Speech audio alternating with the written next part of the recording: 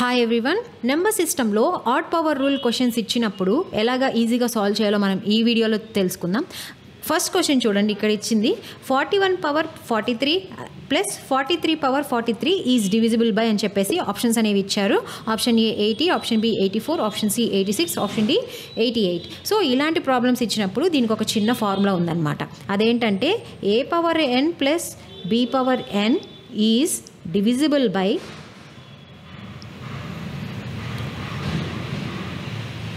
a plus b if n is odd. So ఇది odd power rule యొక్క formula అనమాట. So ఈ trick తెలిస్తే మనం ఈ ప్రాబ్లమ్స్ని ఈజీగా సాల్వ్ చేయొచ్చు. సో ఇచ్చినటువంటి పవర్స్ ఏమున్నాయి, 43, 43. సో ఇవి రెండు కూడాను మనకి ఆడ్లో ఉన్నాయి కాబట్టి ఇక్కడ మనకి బేస్లో ఏమున్నాయి, 41 ప్లస్ 43. ఈ రెండింటిని మనం ప్లస్ చేసేస్తే మనకి ఆన్సర్ అనేది వస్తుంది. 41 ప్లస్ 43 ఎంత అవుతుందండి? ఆప్షన్ బి 84 అనేది ఈ ప్రశ్న యొక్క ఆన్సర్ అనేది అవుతుంది.